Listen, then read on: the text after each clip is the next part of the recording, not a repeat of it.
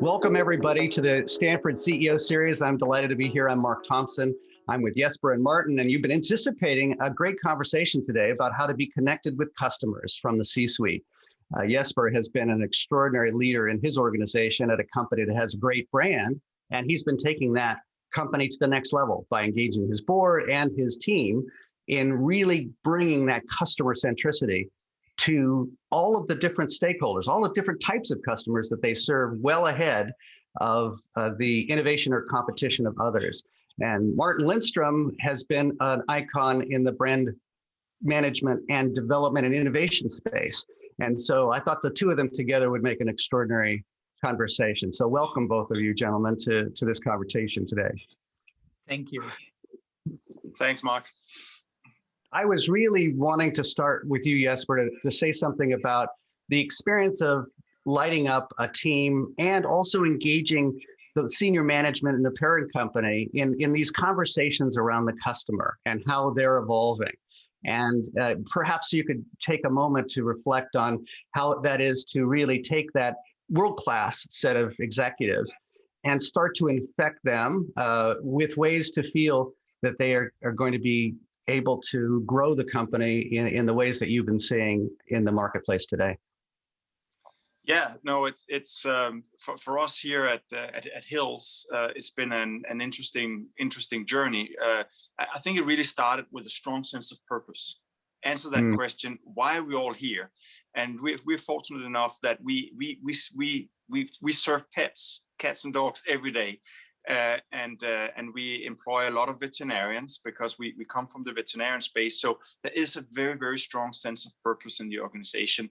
And that's really where it all starts, right? And then taking that purpose and turning it into, how can we be more households? And how can we get more pets to enjoy what we do has really been a rallying cry for our organization. It has helped us to drive the focus that we needed to have and also make the tough decisions to make sure we stayed the course and we invested in the things that we were really good at. So that's the part I control. Then obviously we have a parent company that we have to engage and make sure that they are excited about our journey. And I think the path here has really been to make sure everybody understands the potential we have and gets excited about the potential we have, right? And that's a journey when you've been hovering around 2-3% growth for years, and then suddenly get everybody to say, no, we should be a double-digit growth business, and here's why. And then once you get there, then it completely changes the energy and the narrative around your business. It also puts more pressure, right? Because we're basically saying we need to grow faster than the rest of the company, and we should assign the investments accordingly, but then we also got to deliver. But we carry that responsibility with a smile, and because we think we should, because of the category we're in and because of the brands and the products that we sell. You must be in a very tricky situation. On one hand, you're growing very rapidly in the Hill setup. Then you have Colgate, which is this old, somewhat dusty organization, right? Which have their set way of doing things. How do you, there's two questions here. How do you engage senior management at the Colgate level to get enough mandate on your side to do what you want to do?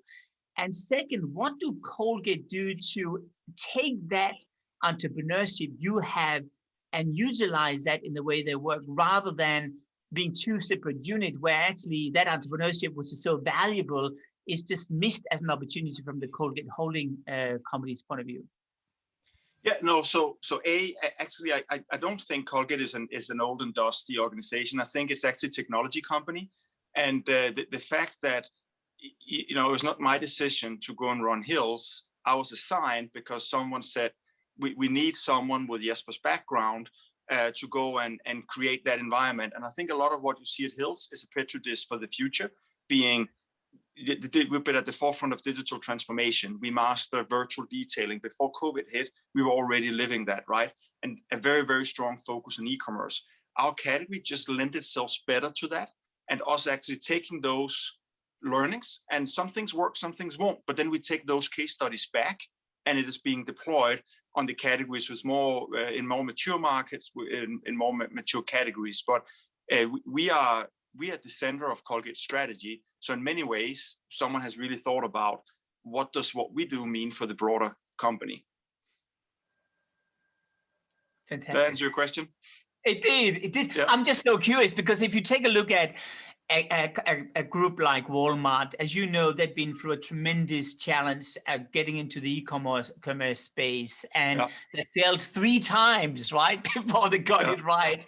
And I'm not sure what the final model really is, but they first had an in-house, then had a semi-in-house, then had an out-of-house, and I'm just constantly curious to see how do you take the entrepreneurial spirit and infuse it into old classic FMCG operators so that they're not sort of bypassing or missing that opportunity, which really is the goal you're holding on the other hand, right?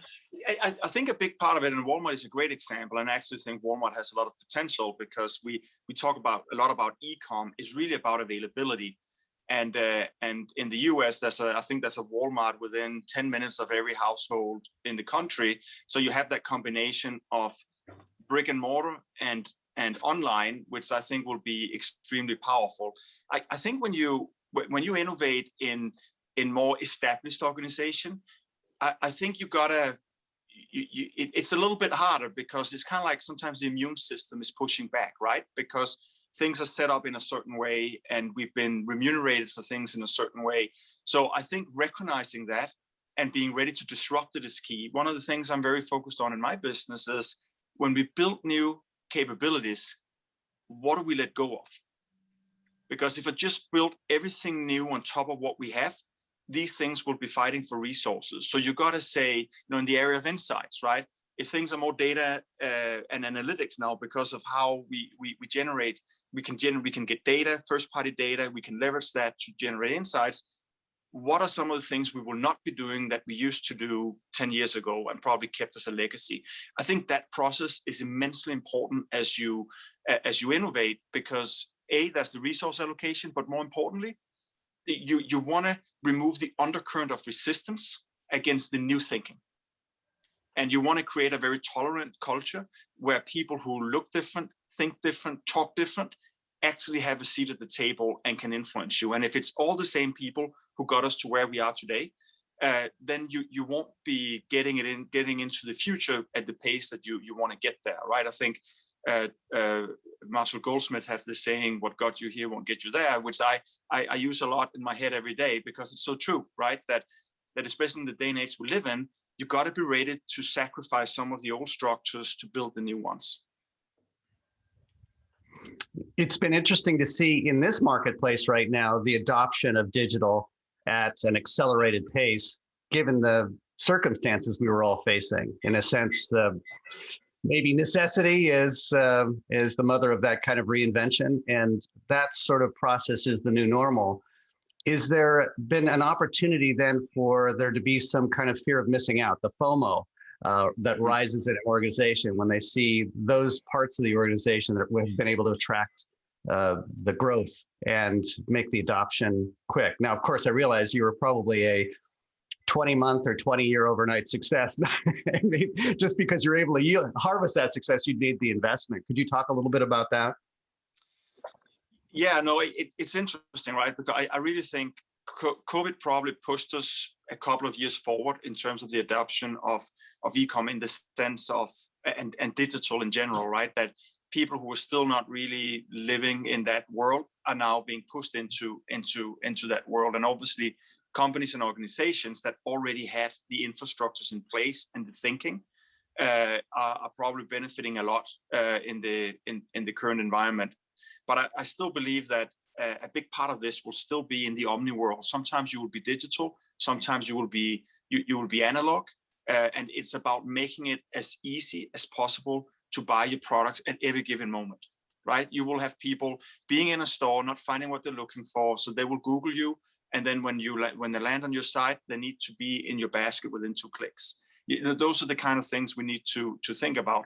Internally, I think it has, if there was ever a yes, but mentality around digital commerce and what have you, I think that's gone. I think even the markets that so far have been less impacted and disrupted, if you will, with the digital commerce are now seeing a lot of new businesses come up, whether it is the last milers, whether it is specific e-com platforms or other things. And our entire organization is now leaning into this heavily. And I'm really excited to see how we build capability, not only in my business, but across the entire company in this space. And how people lean into not only the usual suspects like a Walmart and an Amazon and so forth, but also the local emerging players that come up with great ideas, great business models. When you think about the engagement with the customer and the engagement with the internal team, can you both talk about the transformation as it relates to how the board members and their governance has impacted the way they show up for being a board member? I know that I've been very impressed with our board and the way they engage. I think we have a very diverse board. We have people who come from more of a tech background, which is very useful. We have people who come more from a CPG background, and we have people from the area of animal health space. And you know, when you show up at our board, you know, you can expect a really lively conversation that's very strategic, and it's very interesting to see how people bring their backgrounds with them. And I think that's very rewarding for me, that you have people with these kind of experiences and networks that can help us kind of reimagine our business, rethink ourselves. And sometimes you also need, right, when we're all in the middle of it every day, and we think we're going for gold, you know, sometimes it's helpful to have someone else say, yeah, that's great, I think you could do even better. Right, and then try and give you that perspective, and that's hugely motivating. So I think the role that a board plays in these type of situations is really key, and we're seeing it, right. That I'm encouraged with how much our board believes in our business model, and how we all agree that we have a lot more growth to deliver. Makes sense. Martin, are you seeing kind of the relationship with the members of the board becoming greater or less engaged in the kind of work that you're doing with senior management and customers? It's interesting to see the variation in the level of engagement. Point number one, I do think that the Fortune 1000 companies in general are more busy on securing that they had the sustainability issues, they had the whole Me Too moment, they had the diversity issues. They have all those tick the boxes in our generation fixed. That's what I see in general for the very large companies. When it comes to startups and tech companies, they are, as Jesper is saying, much more focused on what can we add beside the due diligence? What can we do in order to encourage and infuse inspiration and lift the bar more to the senior management so they actually get the best environment to operate within? How can we be a safety net under them? And how can we be a mentor to our senior leadership? So I do see two different sets of boards, so to speak. The classic old-fashioned one, which don't have the house in order, which are desperate to do it. And the young one, which actually by default have the house in order because they are born and raised in another age where diversity is less of a topic because it's baked into the potting, so to speak, right? Mm-hmm. You know, when I think about the transformation going on with customers and the digital platforms and also what's going on in the world as you frame it, Jesper, tell me about how you've been managing to recruit and start to develop a team globally, because you should be one who is doing a level of intimacy with customers in so many cultures and markets. Could you share us a little bit about your journey coming through the organization, and then now how you're paying that forward with your team? Yeah, no. So my journey is probably a little bit unusual because I started with Colgate when I was 19 as an apprentice in I'm a native Dane in the office there. So I've basically done it all. I delivered the mail. I've been in the reception. A summer I was down at the plant. I've been out in the field, and then I started studying at Copenhagen Business School, and I kept working for Colgate, and I then landed in the commercial space, marketing and sales. And then my journey has really been, I'm a marketer by trade and an innovator, and I probably spent the biggest part of my career developing products, business models, and doing brand building. And that was also how I entered the Hills organization. I was living in Paris at the time, running Colgate All Care for Europe. And they called me and said if I wanted to move to Topeka. And I had to get the map out and see where Topeka was, and had never been west of Chicago. But I took the job without even visiting, because I was so excited about what it was. It was the CMO of the Hills organization, and cats and dogs every day. Who cannot be excited about that? You can bring your pet to work. And this was really what I wanted to do. And then my journey here has been 4 years as a CMO, 2 years running the US company, and now 2 years as the CEO of the company. And I think my background as a marketer has been immensely helpful in this journey, right? You cannot help but when you take your first GM job to be a little bit intimidated by customers and the sales. But actually my customers, they're really excited that I'm a marketer, and because what they want to talk about is how can we reimagine our categories? How can we drive more growth? How can we work together? So relatively quickly, I managed to form really close relationship with the key players around the world, and really we leverage each other to think about how can we come up with even better ideas, better solutions for pets. And we're all very passionate about the pet specialty space, which is where we operate, right? So we kind of have that common ground, and that has really galvanized relationships around the world. It is obviously key when you run a global organization as we do, and we're based here right in the middle of America, that we keep a global footprint. So that's one of the things that we spend a lot of time and also money making sure is the case, right? That we have people a little bit like myself growing up through the organization, getting different and also difficult experiences around the world, and then bringing them in here to our global team so that we are represented by the Europeans, the Japanese, the Australians, and so forth. And in our headquarters here in Kansas, I think we have 20 or 25 different passports represented, which is quite unique. It's always fun to have some local organizations come in and visit us, and they're all excited about all these different accents and how international our environment feels. So that is, I think, is very, very, very important part of our model. The other part, which I think has been really true also here in COVID, you got to make sure you have people that you trust in the right jobs, right? So I cannot run Japan from here. So I got to make sure that the person who runs Japan is someone that I'm super comfortable with, and that he or she is comfortable with me, so that we have that relationship. And that has really been a key thing in my leadership philosophy, that if I'm not comfortable, I'll make the change. But if I trust you, and then you also empowered to run. And that has proven extremely powerful, especially in a time where we can't travel. We haven't had any hiccups, because we work super well together across our geographies, and there's not a lot of hierarchy in politics. We pick up the phone or jump on a hangout if we need to talk, and we get things done. I've seen you invest quite a bit in your team too, as they've evolved as well. And you have now women and men who are leading the organization and taking it into the next phase of the race. Have you seen differences in the last couple of years in that regard, in terms of the type of people and how they're showing up for work? Yeah, I mean, I think we have we have a very vibrant leadership team. It's very diverse in where how journey of your career. We in terms of men, women, different backgrounds, and I'm really excited that my entire leadership team is a team with a lot of runway and with a lot of international experience, and that makes me really proud, but also confident about our future, because that's the type of group that I think can really reimagine a business also beyond what we have going on right now, and take us into a very interesting 2030 proposition or whatever it might be. But we spend a lot of time upskilling our talent. We invested in getting the right digital marketers on board and empowering them so that they report directly up to the decision makers.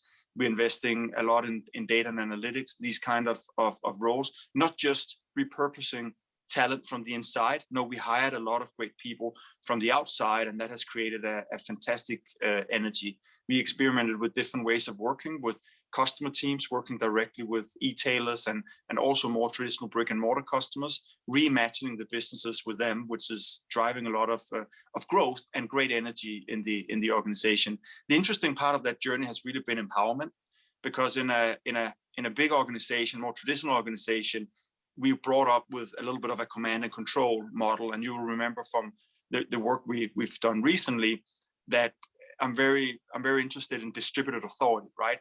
We agree on, we call it the sandbox, what the strategy is. Within that sandbox, if you will, you're free to execute. You don't have to come and ask me for permission, and then we will course correct as we learn. And that has been very interesting. It's been a little bit difficult for the organization to adopt to start with, but now it's working, and we get much faster, more agile. And you know what? A lot of the times when people don't come and ask you for permission, they actually come up with better solutions that we can then take and share with other parts of the world. So I think that is extremely powerful, and again, very timely when you think of the world we live in, that even if we say that by the end of this year we're all vaccinated, it will still be a while before I can get my feet on the ground in Asia and in Europe, probably, right, without having to quarantine and do all kind of things. So having that kind of mentality is going to make us move fast and deliver better results. And you know what? I think actually people have more fun working in an environment like that, and I can see that creativity is at a place where we haven't seen it for a long time. I'm inspired by the way you're going to reach out and build up that talent. And this idea of innovation often comes with its own double-edged sword, with people thinking about they're going to be out of the box, and then the organization not feeling safe to allow that innovation to occur. And so here you have the distance actually adding to the empowerment adding to the capacity to do more and be more. You know, Martin, I imagine you're seeing this around the world with many brands, the upskilling of the talent, or the changing of the talent mix that allows them as organizations and senior management to embrace these principles of growth and brand connection that you've been evangelizing. Could you comment on kind of some of the best and worst practices that you're seeing in that regard in terms of how to engage the team to do that? Well, I think to build on what Jesper is saying with the sandbox metaphor, that it is a very big issue. I think one of the things I've learned over the last decade or so is that giving people a mandate doesn't mean they will take the mandate. In fact, quite often they won't take the mandate because the fear of the unknown, that psychological safety as Edmondson is talking about. So the worst case scenario for me is when the senior leadership believes that they're given a mandate, they're giving it to the people just underneath, and then you have the frozen middle, which is paralyzing everything. Not because they're evil people, don't get me wrong, but because typically they're cut to the bone. Typically they are afraid because fear is very prominent in the organization. So the leadership runs ahead thinking they're given a mandate, and then they realize halfway down the track there is no mandate which have been picked up on. They get extraordinarily frustrated, and then they have some strange dynamics going on. That's the worst case scenario. But I had to tell you, that worst case scenario, in my opinion, is 90% of our clients today. It's pretty hard. And that's what I call, as you know, the chicken cage syndrome, coming back to that philosophy of chickens being put into a cage for half a year, and one day they're let out on the beautiful green grass where the sun is shining, and they walk out, and guess what? They walk straight back in again after 30 seconds because they don't want that change to happen, right? So one of the things I've learned in order to get around that stuff is to use empathy as a weapon. And empathy, as you know, is all about placing yourself in the shoes of the customer and feel what the customer is feeling. And I think the best way for me to illustrate that, and Jesper would perhaps recognize this because it's one of his key competitors, which is one of the larger, if not the largest food company in the world in the FMCG case. And these guys, I remember very clearly we had a board meeting with them, and they had conducted a research study with 19,000 consumers. And the day after, the CEO of the company and I went to China, and we moved in with a home of a Chinese consumer in Shanghai. Her name was Jenny. I'll never forget Jenny. And Jenny, she was a wonderful lady, the CEO of this company and myself were sleeping on the floor, literally in a sleeping bag, all the night, and we studied Jenny, and we had a very good dynamics, and we learned a lot from this exercise. During this exercise, now I asked Jenny one question, and it was by pure coincidence, he came up with this remarkable answer, and it actually sparked an entire new way of innovating within this company. And I remember the CEO looked at me, and we could just feel this is important. So we went back to the headquarters, and we had a board meeting going on, and I was an observer sitting on the side of this very serious board meeting. And the board asked the CEO, so what did these, nearly 20,000 consumer insight visits, what did they tell you from that quantitative study? And he said, you know what, here's the report, I'm going to throw it out. And he literally threw it out in the bin. And he said, I learned more from the visit from Jenny than I did from that stuff. And here's what we did. We made a mandate in this organization, which have around 350,000 staff. We made a mandate with this organization that every single employee being joined by this company should spend at least 2 days in the home of a consumer somewhere in the world every year. And that became a global standard. And today, around 60 to 65% of the employees worldwide are doing it. Everything from the warehouse to the operational function to the HR is visiting the consumer. And what happened was that the whole organization completely changed from this, what I call the inside out point of view, to an outside in point of view, where suddenly they took the mandate because they realized the boss is not the CEO, it's the consumer, and they're paying the salary. And that completely changed the mindset. Now, you have to maintain this mindset. I don't need to tell you. I think a lot of CEOs, I'm sure it's not Jesper, because you get it, Jesper, but a lot of CEOs kind of think, oh, we tick the consumer box now. Now we can move on to how business actually had to be done, right? But what I saw time after time was once people felt, that's the empathy part, felt the pain the consumer had, felt the fear, felt the anxiety, felt the love for a dog or whatever it is, then suddenly they could make decisions, and they could always say, that's how they feel. So I feel safe to make that decision. Yeah. I think that's a great example, Martin, and you know, I was smiling when you talked about the frozen middle, because that's really been my biggest focus in the things that we've been doing. I think it also takes a certain degree of self-realization or self-awareness that even though we are at the top of the organization, we're not in probably 90% of the day-to-day conversations and decision makings in the company, right? So unless you get that, the middle managers, those who really run the day-to-day with you, it won't work, right? And I love this idea of the outside in. It's one of my concerns, though, with the whole COVID thing, is that I feel that we all become more internally focused, because you don't have that. It's hard to get out, right? And doing it digitally is harder. So it's one of the things that really keeps me awake, is how do we not lose the momentum on generating the empathy that you're talking about? Yeah, and you know what? It's a very, very good question, and I'm losing sleep about that too, because remember a year ago I literally was sitting on a plane 300 days a year, doing consumer insight work with our clients, and we basically had a hard stop, right, to zero, right? Yeah. And so here's what I've learned through this process. One of the things we do, this is a trick which works very well. One of the things we're doing is that we actually ask the consumers to find a good friend, and the good friend will have an iPhone or whatever, and will go into the home of that friend because they're allowed to do it because of COVID-19. And then what they're doing is that they are connecting with us. And then we literally have an employee from the company being in the ear of the friend, and the friend is interviewing the friend through the phone, and we will be there listening into the conversation. And so what we're doing around the world is we establish these panels where we have 5 employees per 1 consumer. So if you have an organization with, let's say, 50,000 employees, we would typically have around 5,000 consumer panels, all of them live, where you at any given time can plug into live consumers yourself and see what the problem is. So I had an issue the other day, in fact, in the pet space, where the question was, how much do consumers believe that food is not fresh when it's not in a fridge for pets, let's say? A classic question there, right? And there was a huge debate between the Japanese market and a market in China, because they have very different views.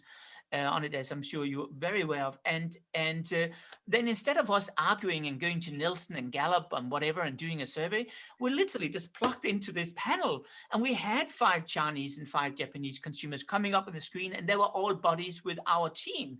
And immediately we asked them, and we got a really strong sense of what the mindset was. Now, is that the black and white yes and no answer? No, it's not. But it sparked an instinct with us, being able, helping us to get into the mindset again, because we've already spent time in the consumer home 2 years prior to that. So we kind of say, oh yeah, that's right. That was how they're thinking. And then it's almost like we're doing a synchronization onto 2021 now. We sort of had the data coming on board, right? That really helped very, very much. So I would strongly recommend you to do that, because here's the issue. I think the fear I have right now in our world is that we, after COVID-19, whenever and whatever that means, we will probably learn that it was so comfortable sitting behind the screens, and management will say, well, you saved all this money. McKinsey goes out and say productivity is going up 200%.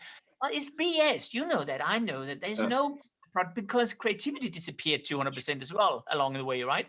So what I sort of am saying here is that the chicken case syndrome will happen for employees in their homes as well.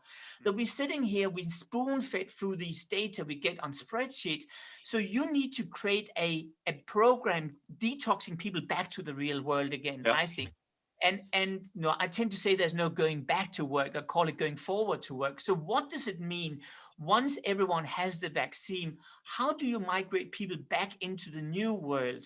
And what does it mean? What are we going to take from the old world, which were really good? And what are we definitely not going to replicate, because that was crappy and it never really worked?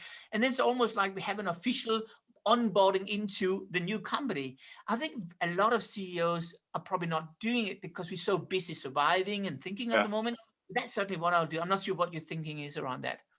No, I think you're spot on. And I think it's going to need some reimagining, and then also some push, or we will kind of keep doing what we're doing right now. And actually, Mark helped me with an event back in November with my team, because I felt a need to get out of the trenches, out of the firefighting, and just get up to the surface and say, okay, where are we headed? And are we running the right direction? What opportunities have come up? What have we learned? And that was, I think, Mark was there remotely. He dialed in, and it was really powerful to suddenly have people talk about strategy again, instead of just firefighting. What are the daily COVID numbers and so forth? And I think there's a danger that you stay in that firefighting mode, and you don't really, and you drift, and you overlook things because you're so busy just managing the day-to-day, and you're not as connected. I mean, I'll say working remotely works well for us, but can it replace the world we know? Not at all, right? A big meeting, it's a couple of people who talk. You don't have the same visibility of body languages. You don't have the same flex for different styles and get everybody part of the conversation. I do think it's very important to do what you suggest, to create a safe environment to get out of the cage again and be comfortable going on grass, and be excited about that freedom and that opportunity to drive that empathy that gives you the right instincts to make good decisions. And quite frankly, I also do think there's another thing happening, which I'm sure you will agree a lot with me on, because I have a sense of you are of that mindset. That creativity right now, in my opinion, is on a free fall, because we're spoon-fed with, or dictated by, Microsoft Teams next meeting, being there on the hour, that type of thing. And then at 8 o'clock in the night, we throw ourselves at the couch exhausted, and then we had to do the work here, right? And I think that is a key challenge we have, because I think the culture is collapsing along with that. Because you are only one link away from finding another job, right? And I'm certainly, the trend I'm seeing a lot in China now is that almost everyone is building their personal brand, because they realized, in fact, they're pretty vulnerable. They could be kicked out, just with a click. So one of the things I think is very important to ask yourself is, of course, how do you revitalize the culture in the organization, which can restrain the challenges of having a lot of screen-based communication? And with that, I mean, you don't have the water cooler moment anymore. You don't have the walk to the office anymore, or the post evaluation after the meeting, or that casual conversation in the canteen, which in the old days were considered as unproductive by the CFO, but which I think we realized is actually the emotional glue, almost helping us to synchronize between people. And so I think there's a new set of rules we need to introduce, a new way of working together. One of the things I've done with one of our clients in the US, which is one of the larger food distribution companies, I basically said to them, because they were in back-to-back Teams call from 8 o'clock to 8 o'clock, right? Basically the whole day, and people were exhausted in the end. And we basically banned Teams until 1 p.m. So today there's no Teams going on until 1 p.m. because people need to have a pause. They need to think. They need to reflect. You can't be creative in this environment. And another thing we did was two things actually. One was we always are ensuring that when people have done their calls, that do post one-on-one calls with people in the meeting. It's a little bit like, Jesper, what did you think about that guy in the meeting? Was he on board? That type of conversation is gone now, right? That conversation has to come back because that's the way we synchronize our views. So we always now establish these post calls individually between people, right? And another thing we also do is we ensure that every meeting is 25 minutes now. And there's always an agenda and always only 3 things coming out of it. And is it kept every time? No. We introduced it with JD Group in China, which, as you know, is a very big, like Amazon. In China, we introduced it there, and they have what's called the 3 rule now. And then around 65% of that organization is doing it. But it sets a precedent internally that, you know what, these meetings where you just hang on for the sake of hanging on, get out of there, right? And preserve what you're good at, which is creativity, and then use all those back-to-back meetings as a way of just ticking boxes and doing the housekeeping, right? Yeah, there's some really good thoughts there. And I think we all live this whole tyranny of the screen, right? And being completely fried when you at the end of the day, and also not bookending the day, I think is another thing we see, that people actually are missing the commute because that was kind of a bookend, right?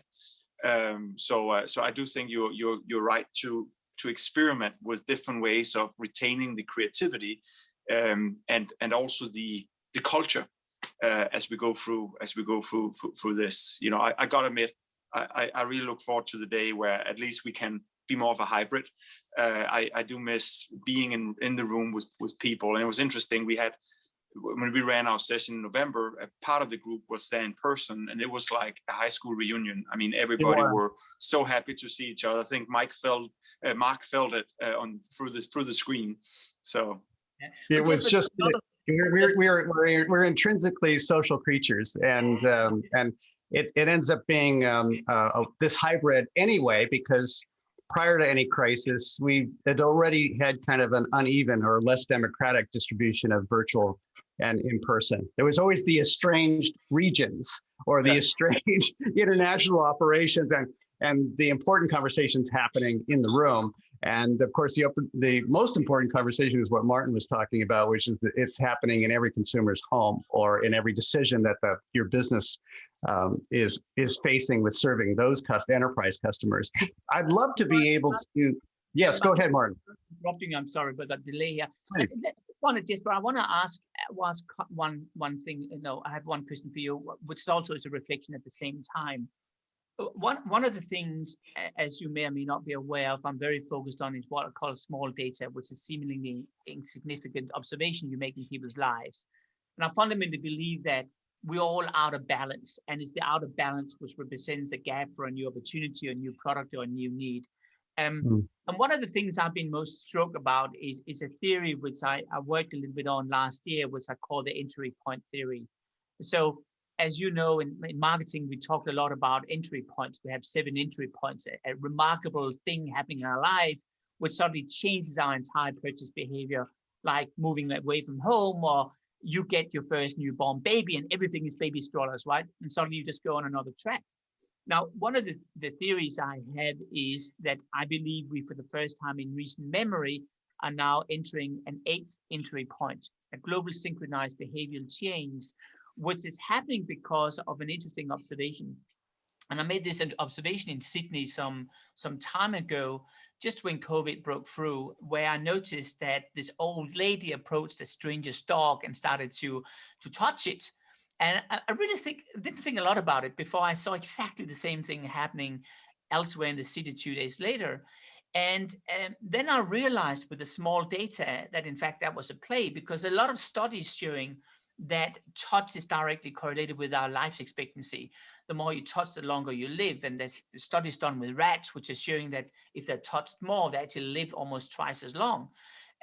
So what I realized is we in our society are out of balance. And then, of course, you will say, where the heck am I getting at this conversation now? But what I'm asking here is, what we saw was that pet sales went up dramatically. And I'm sure you've seen that, enormously in your company, and also pet sales is going up because people were suppressing the sense of touch. We're not touching anyone. We couldn't hug anyone. So you're compensating that through the interaction with the animals, among others, right? So my question to you is, how the heck did you compensate for that in your company, given the fact that probably most of the people you employed are pet lovers and probably bring the dog and whatever with them to work and are very close to the animals, and yet you're completely suppressing the sense of touch? It must have caused a huge challenge. It has been a huge challenge. It still is a challenge. That we try to be. We try to move very closely together during the pandemic. And actually what happened was, or what came out of it is, I sent a weekly video to all of Hills. And I've done that since March of last year, every week since then. It started as a need to just say, hey, what the heck is going on and what are we going to do about it? And then we started to just get small video clips from around the world. It started with our team in Shanghai, one of the leaders there being stuck in Wuhan. And he sent then a video talking about the experience. And then we started then creating, every week we get small video clips from around the world on what's going on. And I host it like a news host and share it once a week. I shoot it right here in this setting. And then I have someone just help me edit it. But that's one thing we've done, which I think compensates a little bit from the touch. It's not a human touch, but I think the fact that people see their colleagues from around the world showing that empathy, whether it is the people in Madrid singing from the terraces, or it is something else, that has kind of galvanized us as a unit. We try and get our middle managers to focus a lot on having team meetings with no agenda, just talk and do silly things and things like that, right? We leverage our employee resource groups a lot. They have been fantastic for us in terms of also onboarding new employees, right? We have something we call Jumpstart, which is people new to the company, and they've done a great job in making everybody feel welcome, even though they haven't met their manager probably in real life. I onboarded an admin, a personal assistant that I met for the first time a few weeks ago. But she worked for me now for 9 months, and she's amazing. And we're like, it's kind of like we've known each other forever. And it was funny, we had lunch and I said, so what do you think? Is anything different? And she's like, yeah, I think you're a little bit taller than I thought. But besides that, this is exactly what kind of got through on the screen. So it is a huge challenge. And I think it puts more pressure on us as leaders to give more of ourselves, right? That we also show that we're struggling too. That I have days where I'm scream because I'm under that screen tyranny, right? I get tired, and we talk about it. We talk a lot about mental health, burnout, right? That this is tough. We're social creatures, and we put all kind of programs in place where people can call, can engage with if they have a need to talk about things. So I think again the good thing that came out of COVID is that we all had to really lean into being not only Jesper the executive, but Jesper the human. I had a meeting here in other part of this room here with a bunch of consultants, and I hadn't seen that then my daughter was dancing behind me, and so people get a little bit of that like, oh, Jesper also has children, and I think that's if you kind of allow yourself to lean into it, it can compensate somewhat for us being together, but never completely, of course, right? And then the good news is there will be a day where we can shake hands and give hugs and so forth again, And then if we take some of those things with us, I actually think you come out on the other side with a much stronger culture, because now people see us for more things than just being the executive. And I think that allows us to engage on a different level. I agree with you. I'll tell you a fun story here. So I think it was 3 years. One of our clients is Maersk. And Mark, for your information, it's a Danish company, so we probably both. Yeah, no, a great shipping company. Yeah, a great global shipping company. Still number one. But we started our work with them to help them turn it around about 3 years ago, and I think it was about 9 months into our work. I was actually in Shanghai, and all the screens went black. I was in the call center, and 1,000 screens went black. And I said to the guy showing me around, is that normal? He said, no. And we realized this was a cyber attack. It was actually the largest cyber attack in history of a corporation. I remember that. It was horrible. So we spent a lot of time at the headquarters to figure out what to do. And he's a very interesting thing. So the senior management, for the first time ever, had to get out of their offices because they couldn't email, because emails didn't work. Fax, they had to use a fax, and WhatsApp. That was the only way they could communicate. And they had to do the rounds of the offices twice a day. And suddenly you did not have to go through these processes and structures to get approvals, which Maersk is all about. They had to get rid of it because they couldn't do anything but just to go out and do stuff.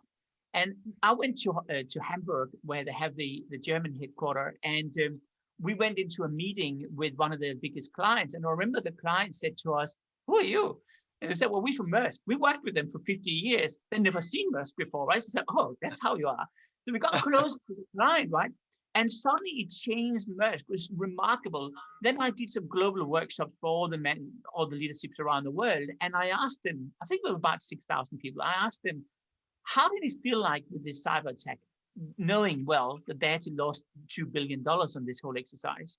And they all said, without a single exception, this is the best thing that's ever happened for Maersk. We felt our Maersk came back again. Now, here's what happens. Then Maersk, everything was turned around, and it really learned from that exercise. When COVID-19 hit, that was almost like we were preconditioned for this thing here. Immediately they went into that mindset. So as horrible as COVID-19 were, actually the cyber attack helped them. And as you know, the share price is up 300% over the last month of the year alone for this whole turnaround. And for me, what I learned was sometimes let go of the damn processes and structures and compliance and rules and regulations, and just move into trust people. Jesper, that's what you talk about with the sandbox. Trust people, for God's sake, but show it through the leadership, of course. Yeah, it's a good example. Yeah, absolutely. Well, I want to thank both of you gentlemen so much for this conversation, because I'm feeling the love. I'm feeling the sense of empathy that you have for the customer and for your teams and all your stakeholders. You both made a lifetime commitment to being better connected. And I think about Martin's example of the cyber attacks, or whether we're dealing with COVID, it certainly created another level of empathy, because now we know what it feels like for the people outside the room when we have the video conference. We brought the outside in. It's been democratized on the one hand.